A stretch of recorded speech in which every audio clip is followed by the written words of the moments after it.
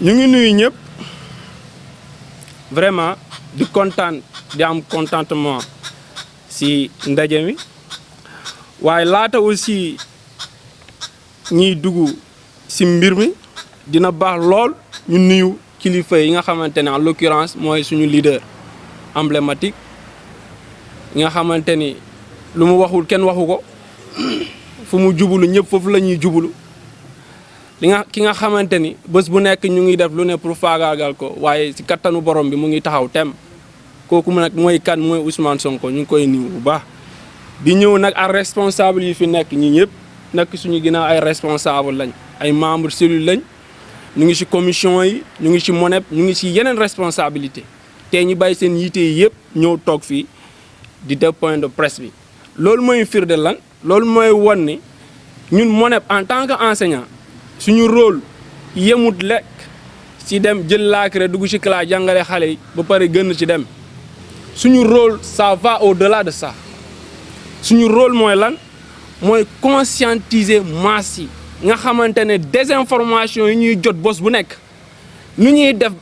yan fexe la ñuy teg pour génnee ko ci conscience askan wi ñun loolu ñu ngi ciy dox loolu tax na tey ñi daje fii ñi def point de presse bi suñu ndaje bi tey nag prétexte la malgré en tenant compte li ma wax yëpp prétexte la pour signifier réew mi pour signifier askan wi kaddu yi ñaaw yi nga xamante ni bés bu nekk bu ñu yeewoo rek loolu la ñuy dëgg bés bu nekk rek à longueur de journée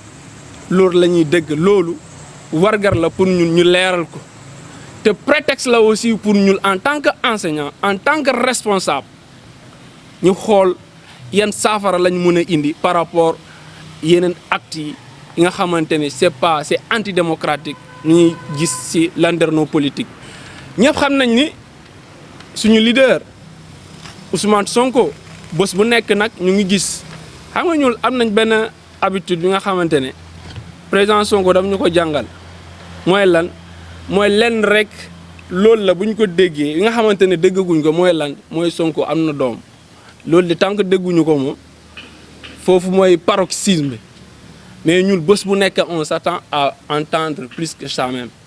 moo tax seen yeneen attaques yi nga xamante ne ñu ngi koy def yëngaluñu xoxotaaluñu benn yoon génnewuñu fu ñu nekk loolu par contre ça def ñuy motiver tey yokk suñu gëm-gëm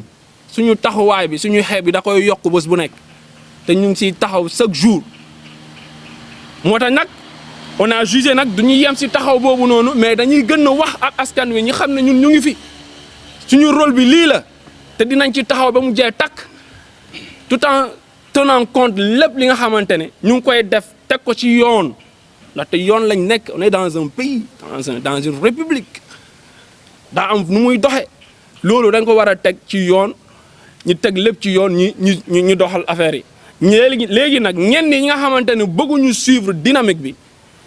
ñoo on va les obliger ñu suivre dynamique boobu noonu parce que terrain enjeu politique l'enjeu politique bi dafa am ay jeu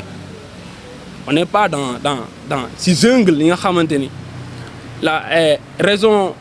raison du plus fort mooy régner fii texte yi ñooy régner droit bi mooy régner respect bi mooy régner te loolu noonu képp nga xamante ni bëggoo ko respecter à notre égard nous aussi on est prêt à ne pas le respecter à votre égard loolu foo mu leer suñu mbokk yi comme xale nuñ koy wax bojo yeey nga xamante ne mooy Benno Bokk Yaakaar bu ñu leen laminé ci élection passée tellement lu ñu leen dóoroon noonu dafa métti à telle enseigne que président même la ñuy gis muy recevoir kilifa diine donte sax mu wax ak ñoom li nga xamante ne moo ko yelloo mais mu ngi wax waxu politique di justifié wu di tëb ci média yi di dugg fu nekk di ne ñoom ñoo gagné élection yi loolu lan maa xam nga loolu muy firnde loolu mooy firnde dóor yi ñoo métti woon te à un point donné waa ji sax dafa jaawale woon lieu yi yan espace la war a tenir de tel discours à tel discours et envers qui les tenir réellement loolu tam problème la woon ba léegi ci défaite boobu noonu gis nañ encore seen yeneen clown yi di occuper média yi bëgg a dugal ci xelu askan wi ni ki ñoom ñoo gagné woon élection yi donte nag ñun dañ leen ne léegi koppar baa ngi nii ma teg fi téeméer waa téeméer fukk ma teg benn 10 000 wala ma teg benn 20 000 xanaa nombre bi ñuy jël ku la may tey benn 500 francs en plusieurs pièces te mu may la benn 1000 francs lan moo gën a bëri. won nañ ni à travers point de presse nga yi nga xamante ne defoon nañ ko les leaders de Yewwi Askan Wi def nañ ko démontré nañ loolu li nga xamante ni gagné ñu benn yoon élection yi. léegi nag ba tey bu ñu fàtte président Macky Sall dafa am projet bi nga xamante ne ça consiste à réduire l'opposition à sa plus simple expression bi nga xamante ni discours boobu mu ngi ko doon tenir à Sokone nga xamante ne yàggu noonu bu ñu ko éliroon discours boobu mooy jouer schéma bi ba léegi jarul sax ñu siy dugg parce que ñëpp xam nañ ni fu ñu jaar depuis président Macky Sall nekk ci pouvoir bi ba léegi fu ñu jaar xam nañ ko te lu mu am comme pexe bés bu nekk mu ngi koy doxal ñun ñi xam nañ ko loolu ñu ngi siy taxaw temm mu ngi def ay complot mu ngi comploter avec yeneen personnes yi nga xamante ne seen intention mooy lan wala lan la ñuy wut le seul tort bi nga xamante ne loolu la ñuy blâmer président Sonko mooy dafa jub dafa nekk kenn nga xamante ne muy dox ci dëgg dafa nekk ki nga xamante ne comme yaa mu ngi dox ci dëgg dafa am population ñu koy soutenir léegi looloo leen tiital loolu la ñuy justifier ni ki kii il faut ñu faagaagal ko à tout prix léegi faagaagal boobu noonu sans réfléchir loolu moo leen di dugal yeneen processus yu ñuy gis nii jóge fii dem fii dem fële ba ñu toll fu ñu toll nii. tey nag boo xoolee sax ça fait presque 1 an moo tax sama coordonnateur maa koy nuyu avant ñuy tàmbali waxtaan bi defoon nañ 1 minute de silence lu am solo la dimanche bi passé fii dañoo toniroon fii benn prière di ñaanal suñu frères yi suñu parents yi nga xamante ne ñàkk nañ ci ay doom ay frères ay lépp ñeneen ñàkk nañ ci seen alal ñeneen ñàkk nañ ci leneen dimanche bi def nañ ko fii loolu la ñuy beesalaat encore laata ñuy dugg ci waxtaan bi te coordonnateur soulevé ko woon lu am solo la loolu aussi faut ñi bàyyi ko ça veut dire ñun logique bu ñu nekkoon ba tey ñu ngi ci logique boobu ban logique la mooy à soutenir le président Ousmane Sonko ci projet bi muy dox nii parce que gëm ngeen ni am nañ yaxin ni projet boobu mooy projet bi gëm nañ ni nit ki mooy nit ki ku mën a yelloo incarner projet bi y a le projet y a mais celui qui incarne aussi le projet ñaar yi boo ko jëlee lum ñu jaral ñu défendre projet bi loolu la ñuy jaral ñu défendre Sonko te à tout prix jaral nañu lu ne donte sa jarul sax ñu siy wax ndaxte gis nañ saa yi bu ñu ko laalee rek réew mi fu muy toll léegi loolu moom dañ ko war a ñaawlu mënuñu nekk dans une république dafa am kuy gouverner dafa am aussi ku nga xamante ne dafa war a opposer boo nekkee gouvernance sax yow lan li nga war a ñaan mooy nga am opposition bu baax nga xamante ne bés bu ne da lay critiquer mais à tête reposée da ngay jël critiques yooyu noonu nga xayma ko nga xool man est-ce que critiques yi bu ma ko toppee njëriñ askan wi mu ngi foofu mais boo deful loolu nag yow ça veut dire que yow sa intérêt rek ngay topp y a l'intérêt de Benno Bokk Yaakaar y a l'intérêt du peuple sénégalais léegi ñun ñëpp nañ xool yan intérêt la régime bi nekk di protéger mais régime bi pour régner fii la loolu sax donte nag mënuñu ko bañal ndaxte kenn ku nekk ñaan nga boo jëlee nguur nga téye ko mu yàgg mais da nga koy teg ci yoon donte yoon boobu amul donte ñun violé ñu benn droit léegi ku ñu bëgg a faagaagal nag ah loolu nag duñ ko seetaan bu ñu la tendre benn jour dóor ko ah beneen bi da nga koy xool noo koy lijjante ba tey nag scénario yi yëpp yi ngeen di gis fii nii te mu polluer landerneau politique mooy lan mooy dossier bi nga xamante ne dañ koo yëkkati woon année passée te mu lor sénégalais lor citoyen lor ñu bëre dossier boobu lañ bëgg a yëkkatiwaat encore bi yoon dañ leen di alerter alerter dañ leen di koy def parce que loolu mooy suñu rôle buñ tegee affaire yi ci yoon lépp dina jaar ci yoon donte sax dëgg nañ suñu leader bañul ku ko woo mais nuñ koy woowee ak nuñ koy defee ak luñ si namu loolu la ñuy contester waaye kenn du ne ñun gëmuñu yoon maa ngi rappelé léeg-léeg sa sénégalais day gaaw a fàtte président Sonko buñ ko woowoon ne mu dem wuyu justice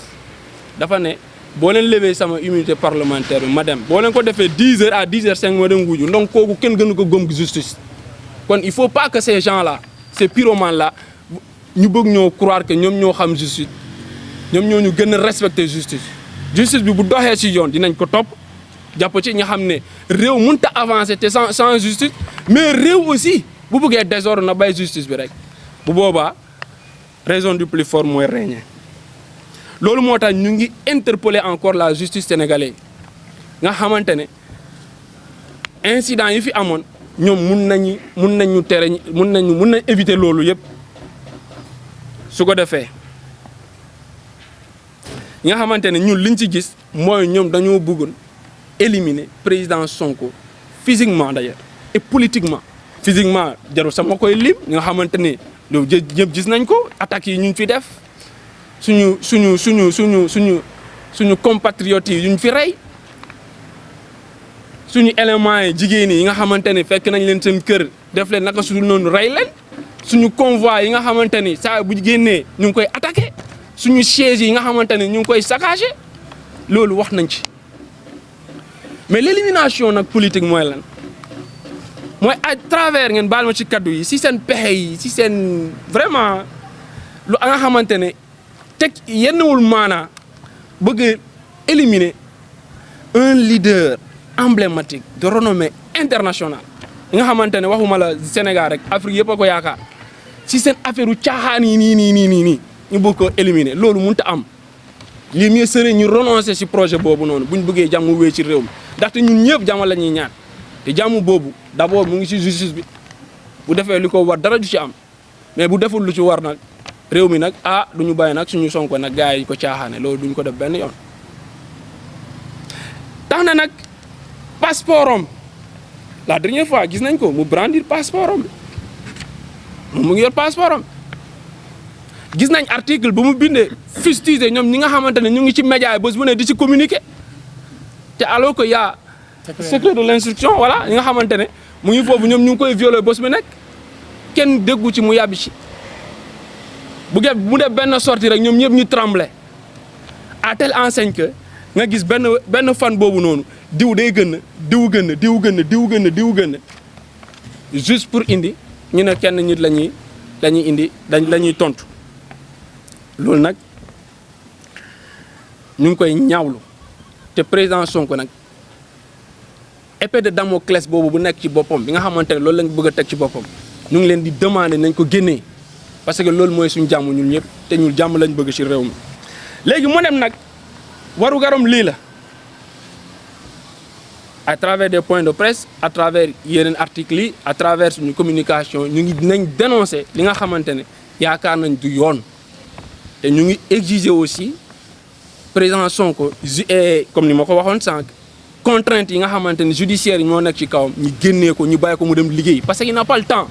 dafa war a liggéey instant maire du Ziguinchor la te ñëpp gis nañ lu mu nekk di def fi instant am na yeneen projet yi nga xamante ne daf ci war a dox kon nag kooku amul temps nekk fii tout le temps di ko convoqué wala di ko naan lii la mu waral ñu jural yeneen problème yi wax dëgg yàlla loolu ñu ngi koy ñaawlu waa mu dem tam ñu ngi koy ñaawlu